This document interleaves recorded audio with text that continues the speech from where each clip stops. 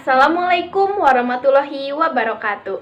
Halo teman-teman, perkenalkan nama saya Monika Cita Febrianti, siswi dari kelas 11 MIPA 1 SMA Negeri Cimanggung, Kabupaten Sumedang, Provinsi Jawa Barat.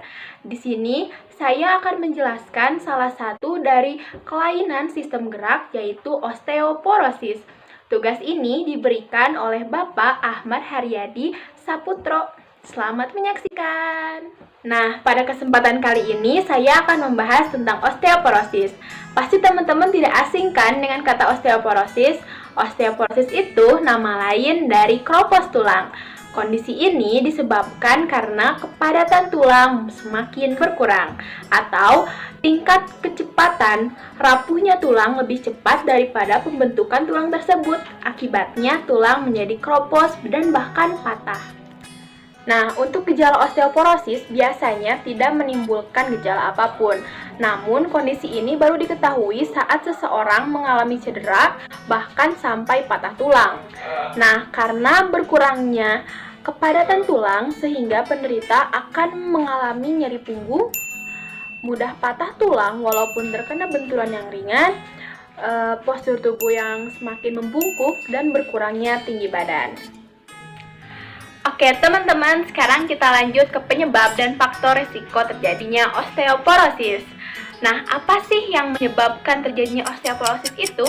Osteoporosis biasanya disebabkan oleh menurunnya kemampuan tubuh meregenerasi tulang. Hal ini berdampak pada berkurangnya kepadatan tulang. Penurunan kemampuan regenerasi ini biasanya akan dimulai saat seseorang memasuki usia 35 tahun. Nah, selain faktor usia, ada beberapa faktor lain yang bisa meningkatkan resiko terjadinya osteoporosis. Yang pertama, berjenis kelamin wanita, terutama setelah menopause. Kenapa? Karena setelah menopause, wanita akan mengalami penurunan memproduksi hormon estrogen, karena hormon ini sangat berperan penting dalam pembentukan tulang. Yang kedua, memiliki keluarga dengan riwayat penyakit osteoporosis juga. Jadi kita sebagai keturunannya akan beresiko besar untuk memiliki penyakit osteoporosis. Yang ketiga, mengalami kekurangan vitamin D dan kalsium. Yang keempat, mengalami gangguan hormonal dan penyakit tertentu. Yang kelima, mengonsumsi obat kortikosteroid dalam jangka waktu yang lama. Nah, teman-teman pada tahu nggak nih apa itu arti kortikosteroid? Nah, berikut penjelasannya ya. Yang keenam, mengalami kecanduan alkohol, dan terakhir yaitu merokok. Nah, untuk pembahasan materi terakhir, kita akan membahas tentang pencegahan osteoporosis. Pada beberapa keadaan, osteoporosis sulit untuk dicegah. Namun, kita bisa mengurangi resiko terkena osteoporosis dengan berhenti merokok, tidak mengonsumsi minuman beralkohol, melakukan pemeriksaan berkala jika sudah menopause, berolahraga secara teratur, dan mengonsumsi makanan yang kaya akan vitamin D dan kalsium. Nah, teman-teman, materi kita sudah selesai. Namun, di akhir video ini saya akan menambahkan sedikit materi tentang jenis osteoporosis. Silahkan menyaksikan. Nah, teman-teman, inilah jenis-jenis osteoporosis. Osteoporosis itu dibagi menjadi 3 macam, teman-teman. Yang pertama, osteoporosis primer.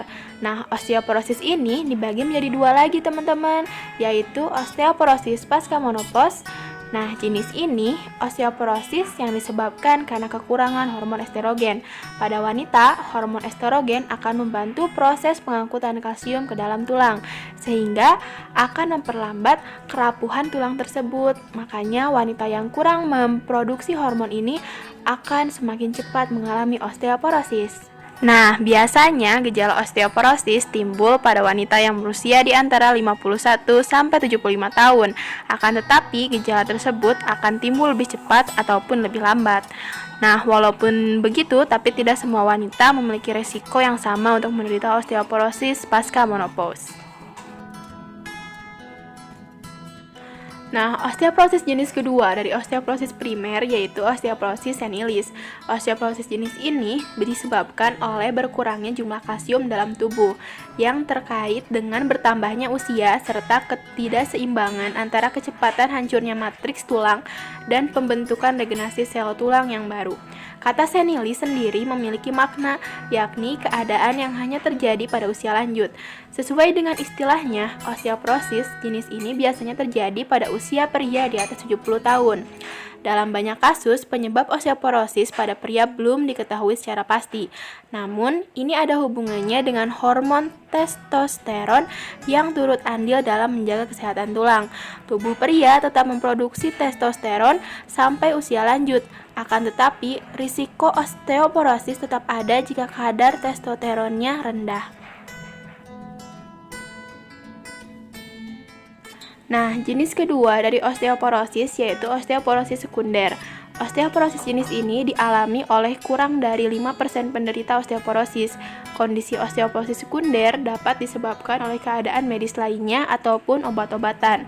Osteoporosis sekunder umumnya disebabkan karena adanya penyakit yang berhubungan dengan hipertiroidisme atau tingginya kadar hormon tiroid dalam tubuh. Yang kedua, hiperparatiroidisme, yaitu tingginya kadar hormon paratiroid dalam tubuh sehingga kadar kalsium dalam darah meningkat. Dan Cushing disease atau sindrom Cushing terjadi karena tubuh terpapar hormon kortisol tingkat tinggi untuk waktu yang lama. Jenis osteoporosis terakhir yaitu osteoporosis juvenil idiopatik. Osteoporosis ini juga merupakan jenis osteoporosis yang penyebabnya tidak diketahui.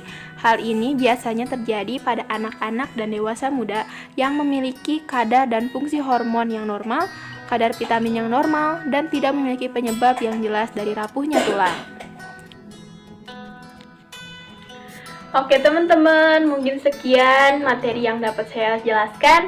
Maaf untuk kekurangan dan kesalahannya karena saya masih dalam tahap belajar. Wabillahi taufiq wal hidayah. Wassalamualaikum warahmatullahi wabarakatuh. Dadah teman-teman.